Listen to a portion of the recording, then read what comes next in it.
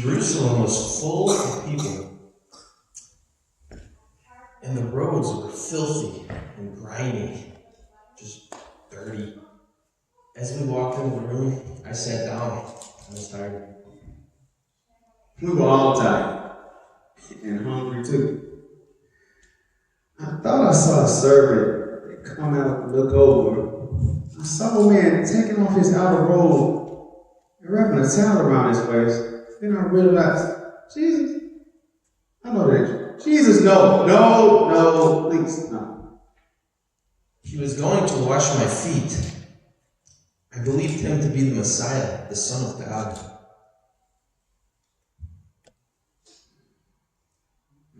No, Lord, Phil, stop. Brother, chill. Jesus, you don't got to do all that. You don't got to do. Stop, man. I was filthy, but more than just my feet was dirty. My soul was dirty. He was the pure one. I was the sinner. Yeah, he wanted to wash my feet.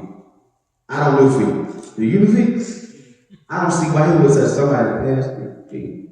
But he wanted to. I never would have dreamed of touching somebody's feet.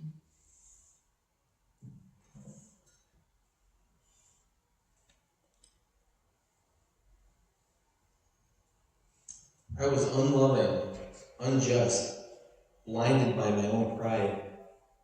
Yet he was the author of life, the very Son of God, bending down to wash away my filth.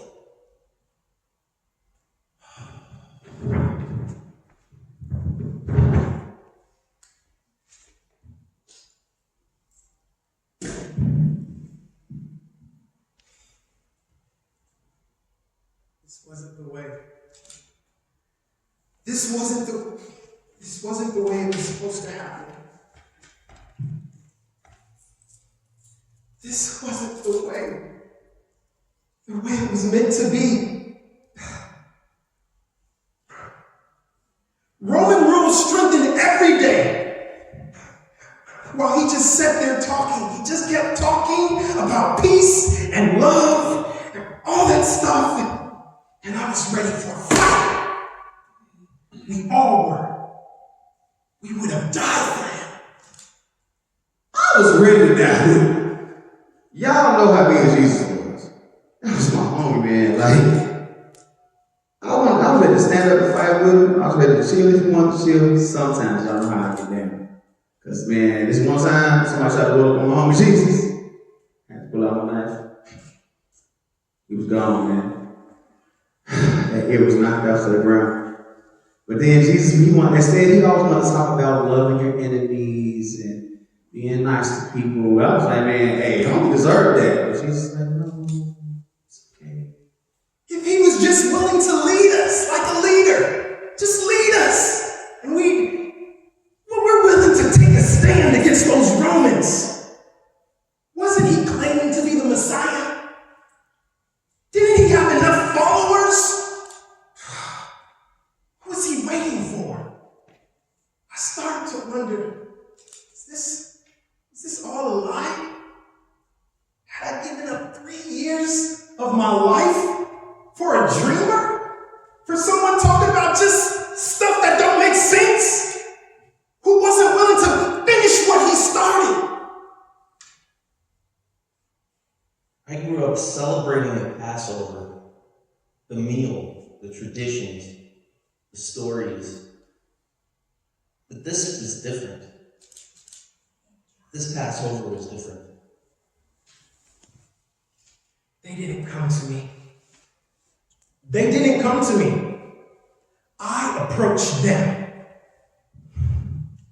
And at first it felt like the right thing to do. It didn't seem like a betrayal. Betrayal? What was he talking about? I leaned over to ask him, who? Who was it? And then he handed the bread to Judas. Was he talking in parables? Betrayal?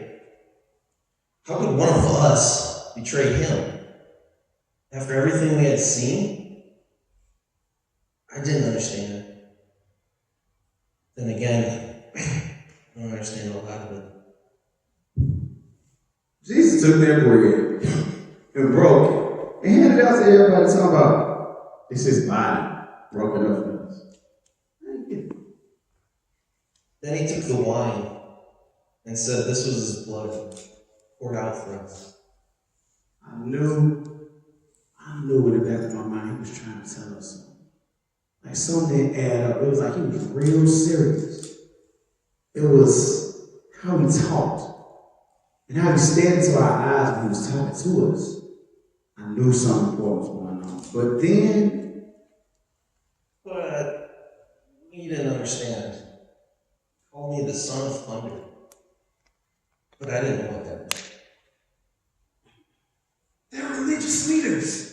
They were looking for a way to stop him. Every time they're always approaching us in the highways, the synagogues. They were looking for a way to stop them, to stop him. I just gave them the opportunity. And I thought, you never know, maybe this is what he means. He started talking to me about maybe he needs a chance to fight, a reason to fight. I started off by confessing my Lord. I said, man, look, Jesus for real. But you out there with my die homie, come on, man. Big homie, I'm telling you, man, I got your back. I told you, y'all seen how I got down with the dude that walked before him. I sliced the man's ear off. How can you not prove loyalty like that? He knew I was down for him. He knew I was standing for him, and he knew he could count on me. But then Jesus get to talking about a rooster or something. I was like, what is you saying, bro? He asked us to pray up in the garden. He asked us to stay awake and pray. But it was so late, and we thought we had time to pray tomorrow. But something was troubling him. We couldn't stay awake. Deny him. He thought I was going to deny him. After all this stuff we done been through. I done walked with this cat. Come on, man. He knew I was not going to leave his side. But I don't understand. Like, he kept talking about this rooster, and then he was like, I was thinking in my head, he knew I would die for him. He knew. Before, after all this time, it's like he didn't believe you. Like Jesus himself. We all vowed to die for him. But we couldn't even stay awake and pray. After all of this time, all the stuff we done been through together, he still think I'm not desert him, leave him hanging? Nah.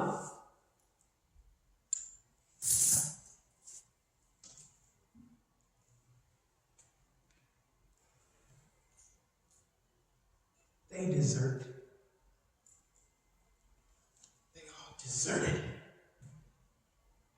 They deserted him.